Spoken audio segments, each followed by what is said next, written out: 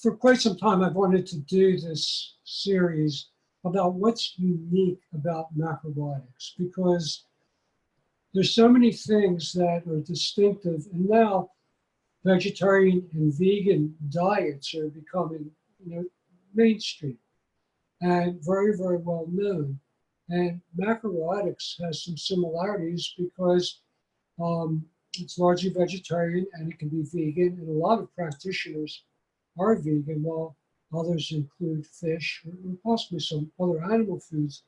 But what's unique about macrobiotics is, number one, macrobiotics is based on human history and experience over the past 10,000 years. And all of the world's long-standing civilizations had certain lifestyle practices and dietary practices that were very, very similar. And this means all of Asia, India, all of the Middle East, all of Europe, East and West, North and South, and Africa.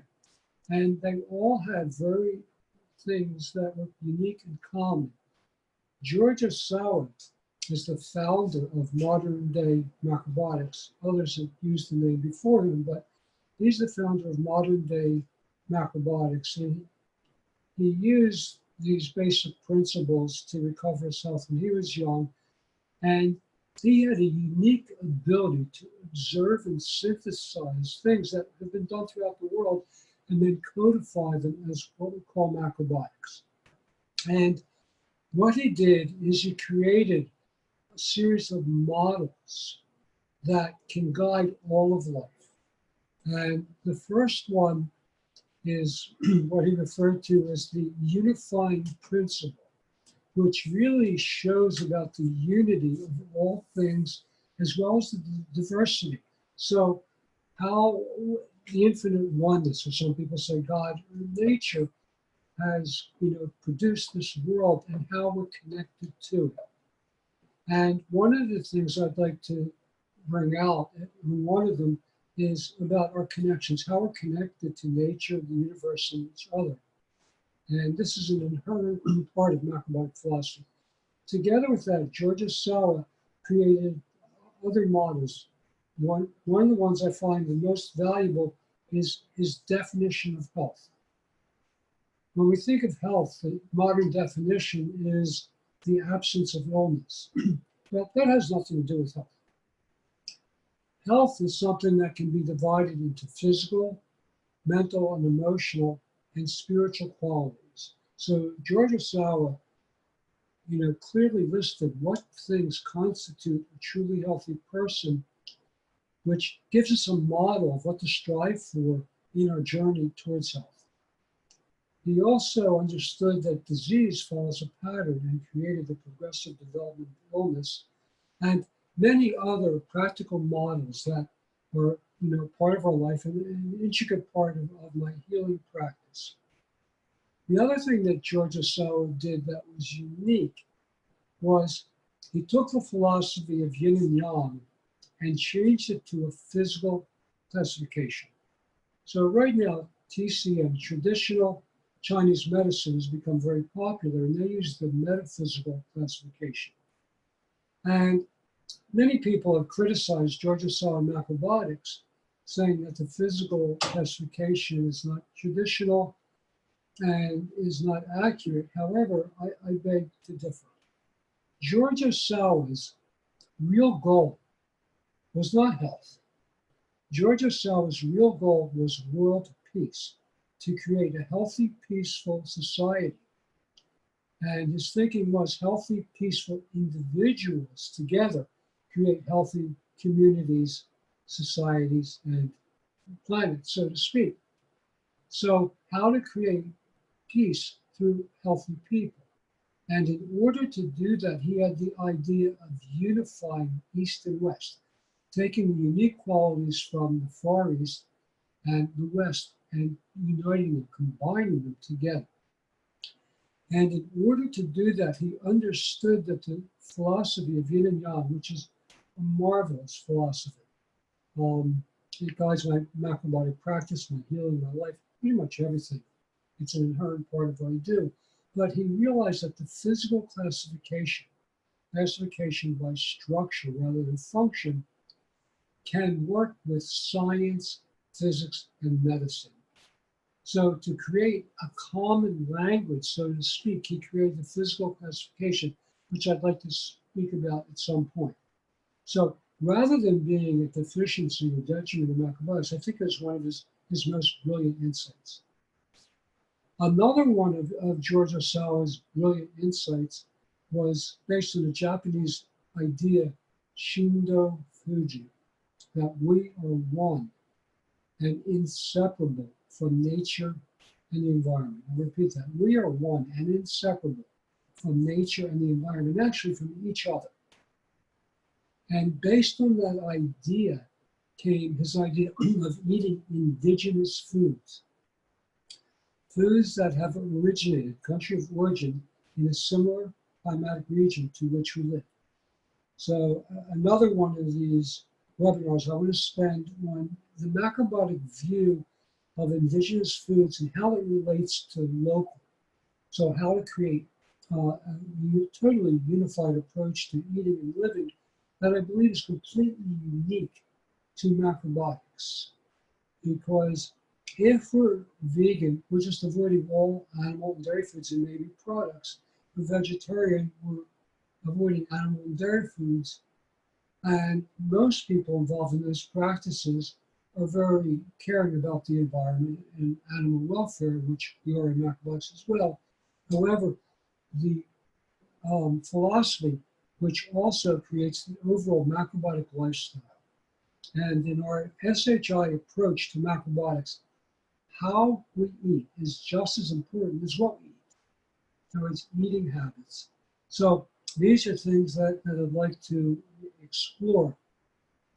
The other thing about macrobiotics that I think is unique, since it's based on human history and understanding, things that have been done for hundreds and thousands of years of the greatest civilizations, now and in the past, most everything that we've said in macrobiotics, starting with George Osawa more than 50 years ago, is now being verified by science. So macrobiotics is not based on science, it's based on human history and experience, interpreting and understanding the experience of those who came before us and applying it now. However, science more and more all the time is realizing the accuracy and the wisdom of that and verifying and validating everything that we do. And as a way of passing or making macrobiotics more available, I'd like to introduce you to the ultimate guide to eating for longevity that I did together with my wife, Susan. And I really think of this book as the Bible for health. It's really the indispensable guide to diet, to lifestyle, and to delicious, healthy cooking. And I have to underline delicious, healthy cooking, emphasize, because many people have the idea if it's healthy, it's not good for you. And if it's good for you, it doesn't taste good.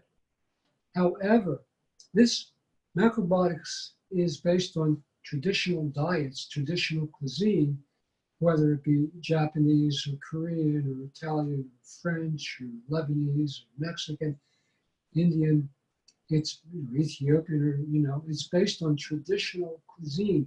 That means it's real food, it's real cooking, and it is delicious because we use the best quality ingredients available.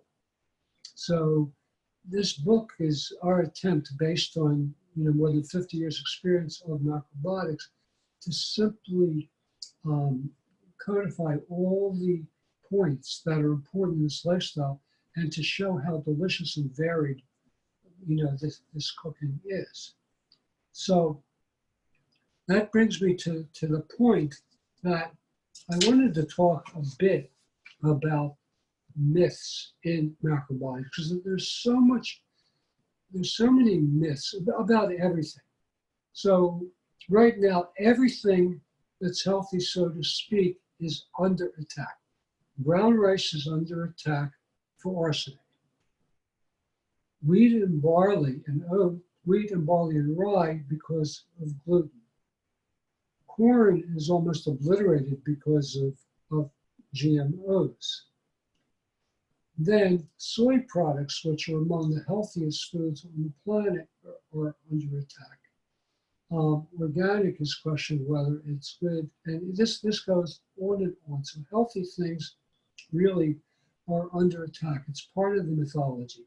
And the biggest mythology in macrobiotics is promoted by Wikipedia. And, you know, when I first came across Wikipedia, I thought, well, this is an open and free encyclopedia, and anyone can contribute. Then when I read the entry on macrobiotics, I thought, wow, that's terrible. I mean, it's beyond terrible. And I've been told 1,000 people a day view it. Alex Jack, who wrote the books with Michio Kushi, who was for many years the world's leading authority on macrobiotics, tried to change it unsuccessfully. I did the same. I spent a few days rewriting the whole entry, and everything that we posted was deleted as quickly as we could post it, literally, almost instantaneously, saying everything I said was private interest. Well, I've been doing this more than 50 years.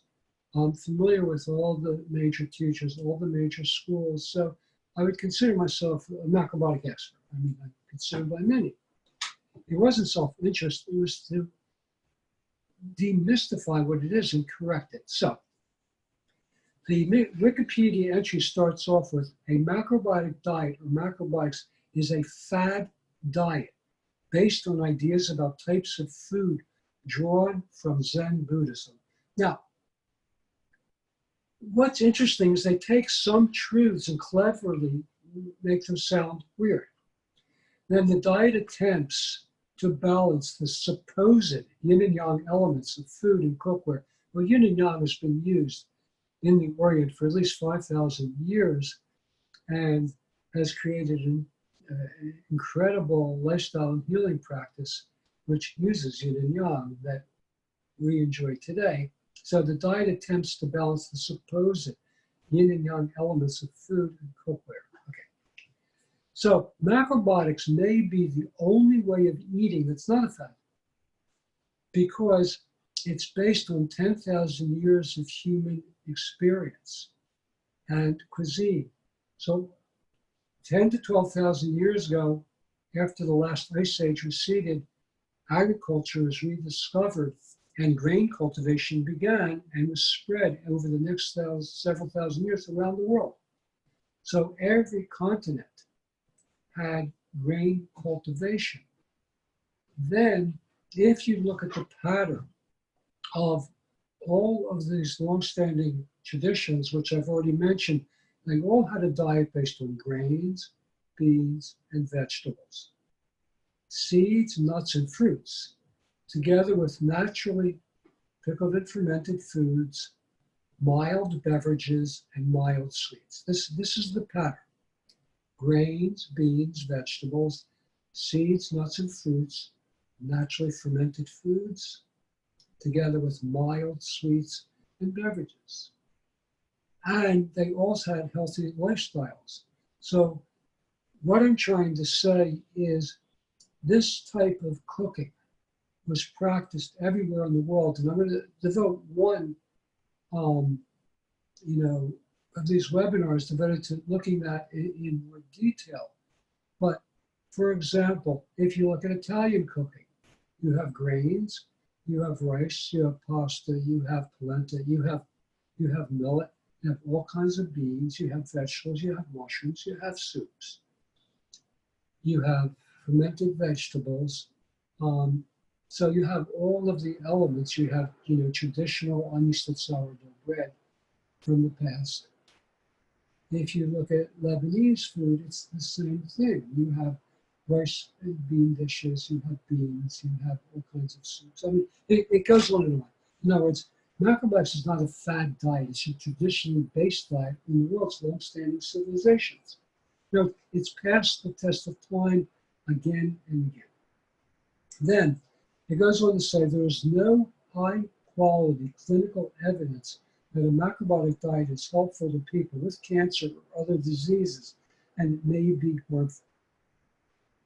Neither the American Cancer Society nor Cancer Research UK recommends adopting the diet. Well, Michio Kushi, who was my teacher, was the major proponent of macrobiotics worldwide for many years, spent years gathering case histories. And he compiled 6 that people who had diagnosed terminal illnesses had no medical treatment and had complete recoveries. He presented those 6 case histories before NIH. And out of those 6, 3 was accepted as irrefutable. There was no explanation other than macrobiotics for the recovery and long-term health.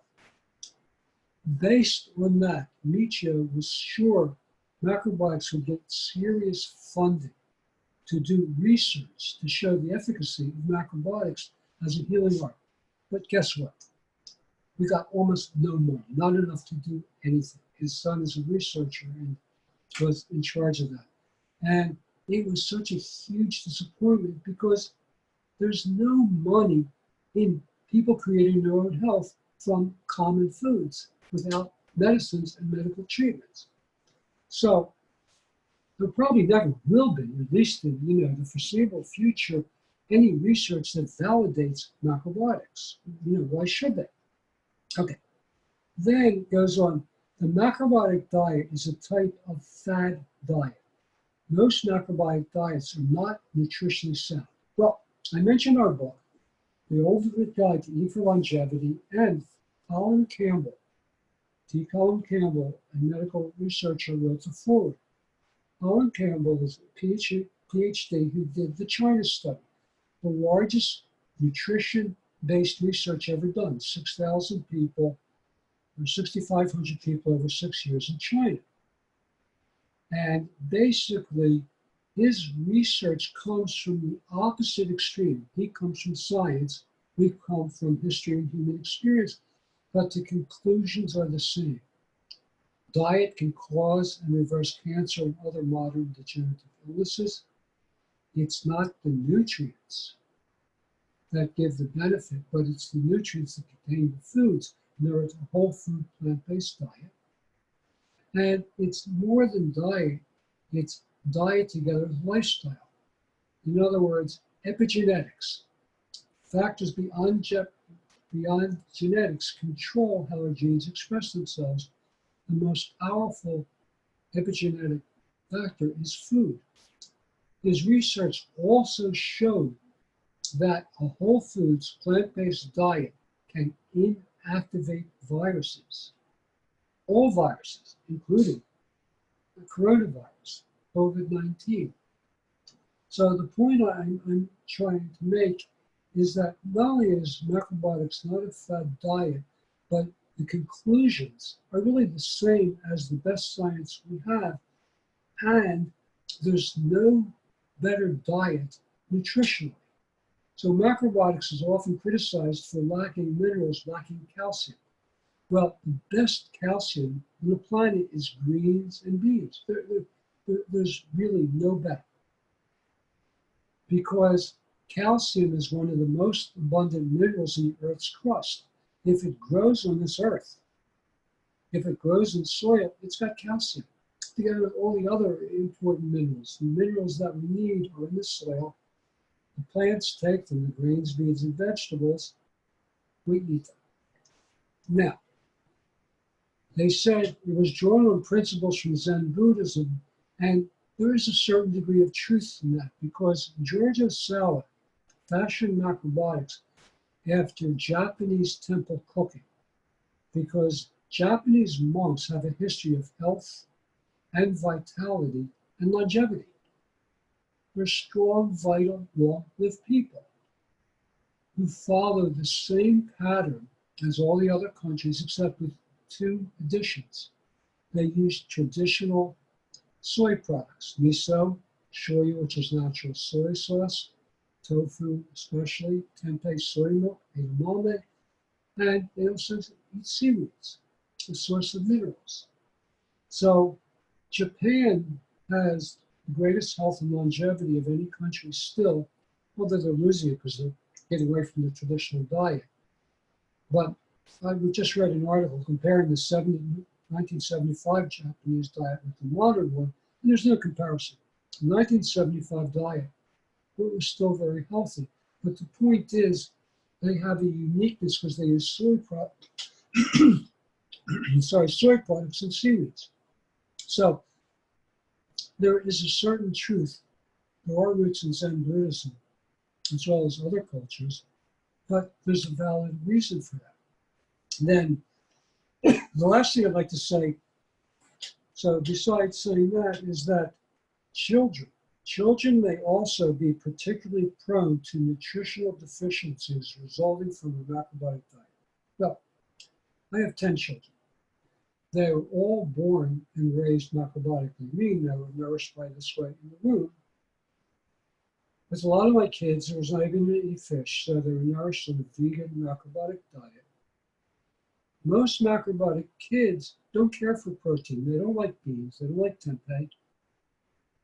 They like cabbage. They like broccoli. They like tofu. Some like fish. A lot don't.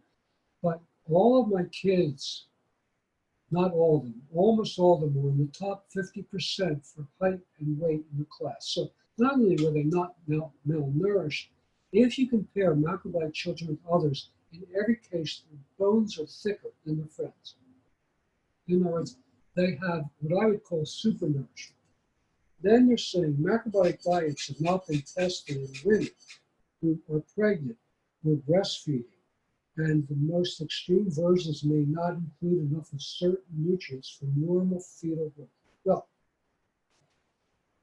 all my early children were born at the Natural Birthing Center in Bryn Mawr, outside of Philadelphia. And there was a doctor there who delivered all the kids. And he wanted to do research on macrobiotics in pregnancy because he told me, he said, most women's placentas are diseased. They have holes in them, they're not as they should be. But macrobiotic women have whole, undiseased placentas like he hasn't seen in any other women. So, again, macrobiotics is not deficient for pregnancy, it's 100% the opposite. Macrobiotic women have the best pregnancies, the best childbirth, and the strongest, healthiest children. So what I'm saying is the mythologies that surround macrobiotics are preventing so many people from adopting this way of life and getting the benefits. And I really want to create a library for people to see what's really unique, what we have to offer, because I sincerely believe our time is coming. There is more and more understanding about the benefits of the whole foods plant-based diet. And since our approach is a whole lifestyle, including how to eat, what type of activity, and what type of lifestyle practices, it adds, it complements the diet, which is already unique. And I decided for these, presentations, short 20-minute presentations, that I wouldn't have any Q&A, but you can send questions to Tehran at info@shimacrobiotics.org, info@shimacrobiotics.org, and Tehran will compile the questions for me, and then I'll try to answer them in the next webinar.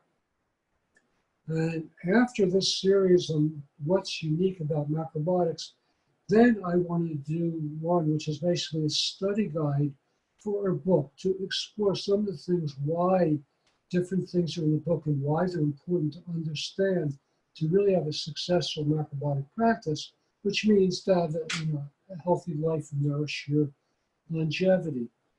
And the final part that I'm intending to do is interviews with unique macrobiotic practitioners around the world, macrobiotics around the world, and to show that this is really a global practice and it's adapted to so many cultures, and there's so many people that are doing wonderful things that I'm sure you've never heard about. And I want to make these people known and what they're doing and their contributions. Thank you very much for being here. Thank you for this opportunity. And please send any comments to us, any questions, and I'll do my best to answer them in future videos. Thank you very much.